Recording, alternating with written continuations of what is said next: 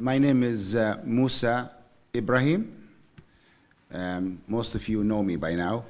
I've been around. Basically, this is just a brief statement to explain what you have been seeing and what you are about to see in the country from our point of view. The idea is, here in Libya, we feel that this is a very crucial moment in history for our people, for our 6 million people, and for the whole region. And we think it's very important to ask people to stand and bear witness to what they are seeing every day. Because we don't want people in the future to claim that they were ignorant or did not see what was happening. Whether people are journalists, politicians, intellectuals, activists, or ordinary people, everyone has a responsibility.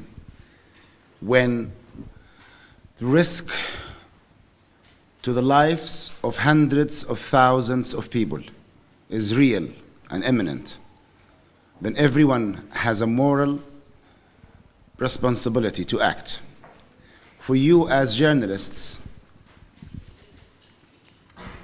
in addition to the moral responsibility, we believe you have a professional one. I'm sure you agree with me. What is happening here in Libya is very different to what the media and the UN are alleging. There are simply no massacres, no bombardments of cities, no reckless violence against civilians.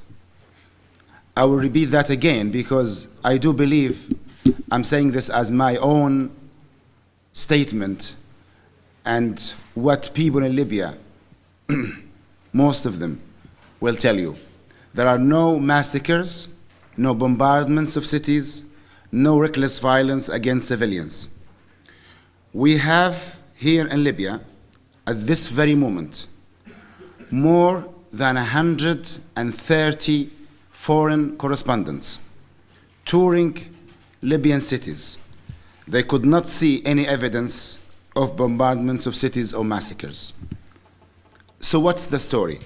In short, we believe the imperialist powers of the West want the Libyan oil. Here it is again, the magical word. I'm sure as journalists you've heard it many times before and you've seen it in action before. Oil. And would not mind these Western powers a change in the Libyan government, but oil is the main target. The Islamic or Islamist militants want Libya as their Mediterranean Somalia or Afghanistan, to complete their crescent of terror that stretches from Mauritania to Niger through Senegal and Mali and other sub-Saharan African countries. Libya is the only gap in this crescent, and once they have it, they will complete their crescent of terror. The Islamist militants have already declared Islamic Emirates in the cities of Darna and Al-Bayda in the east, with the news about a third emirate in the city of Zawiya. But how they are working together, the Islamist militants and the West? To start with, genuine Libyan peaceful protesters came out on the streets in small numbers, 1,000 here, 2,000 there, to demand legitimate and much needed political improvements, such as a written constitution, freedom of expression, and so on, and better services, like better salaries, better housing for the youth. The West and the Islamic militants are not involved yet. The Islamic militants related to Alqaeda in the Islamic Maghreb, hundreds of them were released by the Libyan government during the last year or so, including 120 leaders of Al-Qaeda, released on the very 17th of February 2011, after a long dialogue with Seif al-Islam Muammar al-Gaddafi. These Islamist militant leaders hijacked these peaceful protests using their highly trained personnel and individuals. They immediately moved to attack and acquire weapons from police stations, army camps, and munition depots. They then started to attack army barricades and checkpoints around and inside cities. The peaceful demand for change was turned into a violent armed rebellion, as you saw yesterday with your own eyes. The fights between the security forces and the armed individuals caused the deaths of hundreds of people. We never denied that hundreds of people were killed in the last few days. But those people were from both sides. And as a result of armed individuals attacking police stations and army barricades, there were no massacres or bombardments of civilians. The violence erupted because violent protesters hijacked the peaceful movement, and the army with the security forces were not trained to deal with such dramatic turn of events. We, 6 million of ordinary Libyan citizens in all parts of the country, find ourselves between a rock and a hard place. On one hand, the Islamists love chaos because they thrive on disorder and want to have their Mediterranean Afghanistan and Libya half an hour away from Europe. This is like paradise to them. On the other hand, the West also wants chaos because it gives them a reason to intervene with a military solution and thus control the oil. Libya, as you know, is one of the richest oil-producing countries in the world. Mind you, it's not the first time Islamic terrorism and the West find a mutual cause to fight. You just have to go back to the 80s and think of the Soviet Union. In both cases, the case of Al-Qaeda and case of the West, hundreds of thousands, and I repeat, hundreds of thousands of Libyans will be killed and destruction everywhere for possibly years to come. The Iraqi example is not a legend. We all lived through it. Of course, some time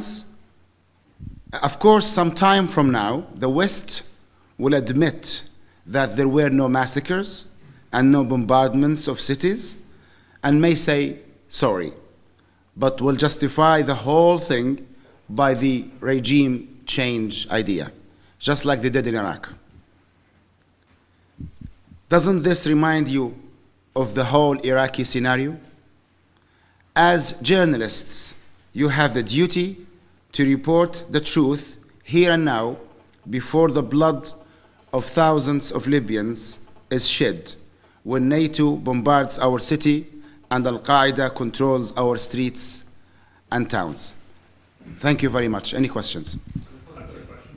Yes, please. You talk about Al-Qaeda being released from the jails here, but was it not the Libyan Islamic Fighting Group who were released from the jails, who've never been allied with Al-Qaeda and indeed came to an agreement with your government? Two things. Yes. Yeah. Could someone deal with the microphones, please? One of the So you are on record. Do we have a wireless microphone anywhere? Yeah. Could you أعطيه لي معلش. هنا يا أخوي هنا يا أخوي.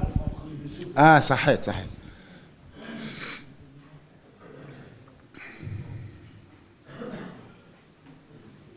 Could you repeat the question to the microphone, please? Is that here, please? I will.